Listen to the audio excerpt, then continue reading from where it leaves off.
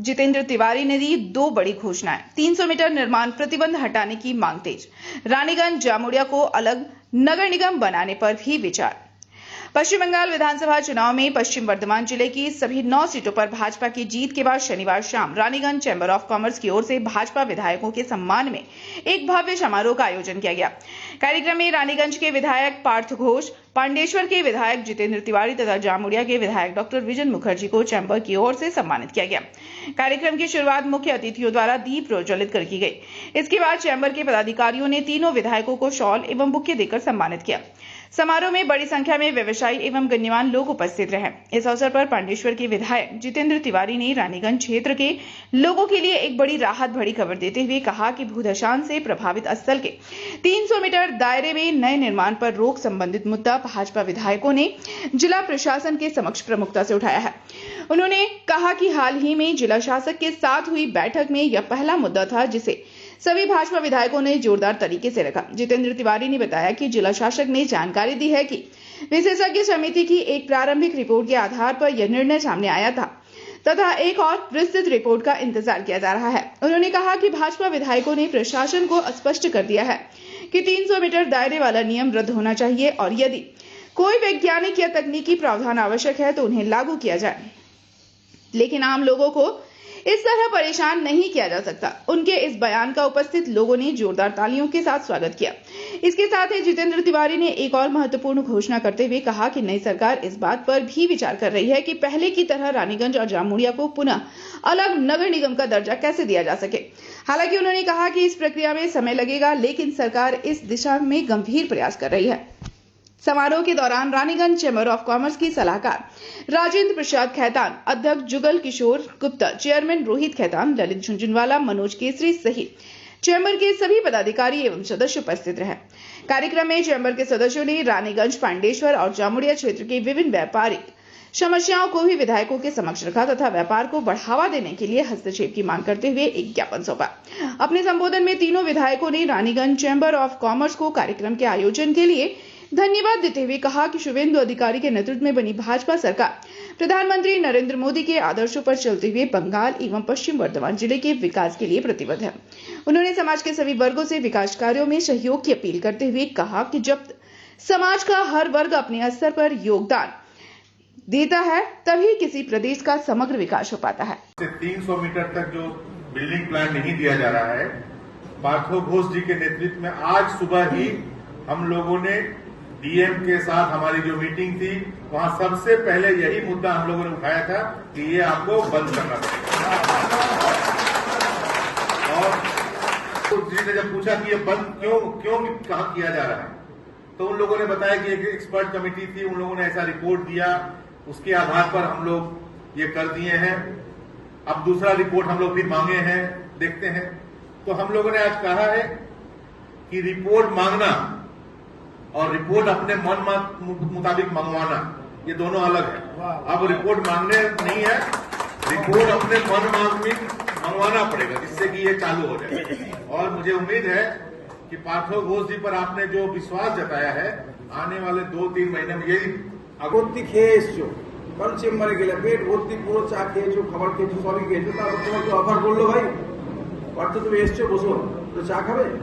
বললো হ্যাঁ খাবো। কেন? তার কারণ হচ্ছে চা খেলে একটা একলারা আক্রান্ত বিজেপির নামে চলছিল, তাদের বাড়ি গিয়ে যেমন রূপেশ যাদবের বাড়ি গিয়েছিলাম রাত্রেবেলা আমি সেদিন 4 তারিখে জিজ্ঞেস করবেন। বহু ফ্ল্যাগ যেগুলো ছেড়ে দিয়েছিল তৃণমূলের আমি নিজে গিয়ে উদ্যোগ নিয়ে টাঙিয়েছি এবং বহু ক্লাব যেগুলো আমি থাকা অবস্থায় দখল হয়েছিল সেগুলো আমি উদ্ধার করেছি। যে প্রধান যে আমার বিশেষ করে অন্ডালটাতে আর কি প্রধানের বাড়িতে ভাঙচুর হয়েছে সেগুলো করেছে কিছু অন্য পলিটিক্যাল পার্টির লোকজন, বিজেপির নামে চলছিল, সেগুলো কি আমি করেছি। এই করতে করতে 8 তারিখ অব্দি আমি পুলিশিং করেছি। পুলিশের ডিউটি দুটো থানায়, বিশেষ করে অন্ডাল থানা সামলাতে পারছো না, ফোন করে বললো যে স্যার আপনি যদি উদ্যোগ নেন। আমার ঠিক আছে, রাতেবেলা লাঠি নিয়ে বেরোলো, আমার কি করবো, পারছিল না, আমার একটা সিকিউরিটি ছিল আমার সাথে।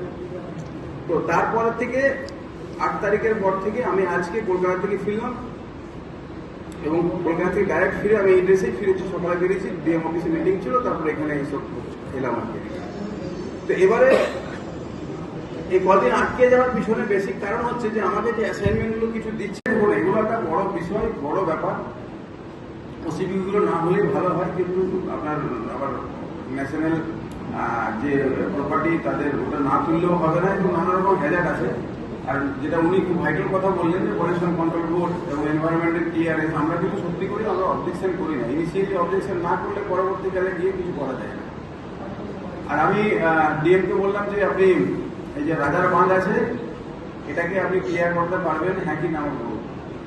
তো বলে কি আছে স্যার, আমার বলছে রাজার বাঁধটা মানে মোটামুটি 60% হয়তো খালি বা 60% অকুপাইড। আমি তো ডিটেলস দেখিনি কিন্তু অনেকটাই অকুপাইড এনক্রোচ, এবং সেগুলো ভর্তি হয়ে সেটাকে আপনাকে ওটাকে আগের জায়গায় রেস্টোর করতে হবে। আর ওখান থেকে যারা ইলিগালি কনস্ট্রাক্ট, তো উনি বললেন তাহলে আপনি আমাকে টাইম দিন। জিজ্ঞাসা করেন, আমি আমার পেছন থেকে অনেকটা জিজ্ঞাসা করি বা পেছন পার্টিকে যখন জিজ্ঞাসা করি কেমন লাগছে বিজেপি সরকার এসে, মানে সাধারণ একদম বেশ ভালো করে শ্বাস নিতে পারছি, একটা মুক্ত মনে আমরা যখন কথা বলতে পারছি আমরা ঠিক সেরকম বলতে পারছি।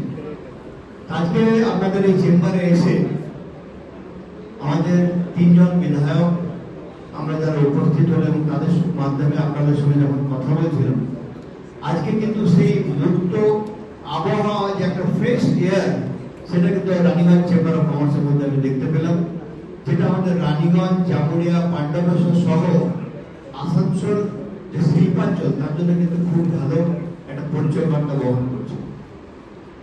আজকে আমি রানীগঞ্জের জন্য এখানে রয়েছে ঠিক কথা বলছি। हमारे तीनों नव निर्वाचित एमएलए को मैं प्रणाम करता हूं।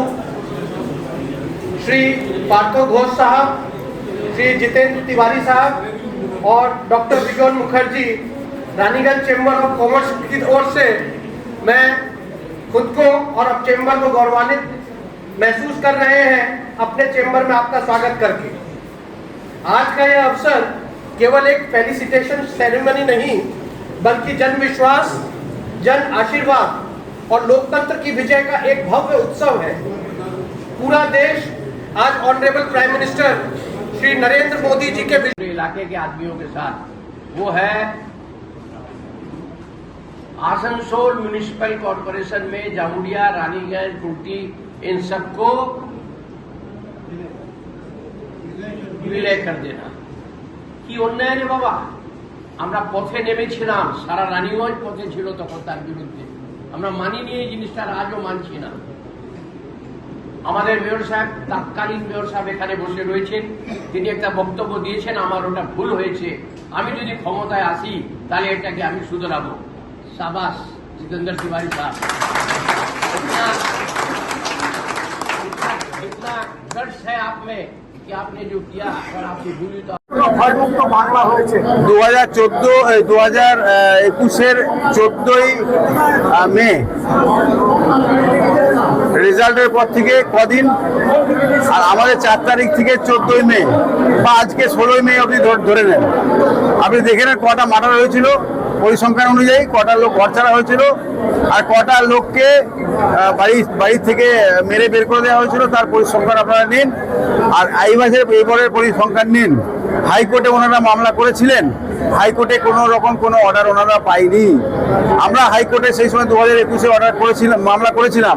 হাইকোর্ট অর্ডার দিয়েছিল যে পশ্চিমবঙ্গে আইনের শাসন নেই, শাসকের আইন চলছে, মানে মমতা ব্যানার্জির আইন চলছে, আইন বলে কিছু নেই।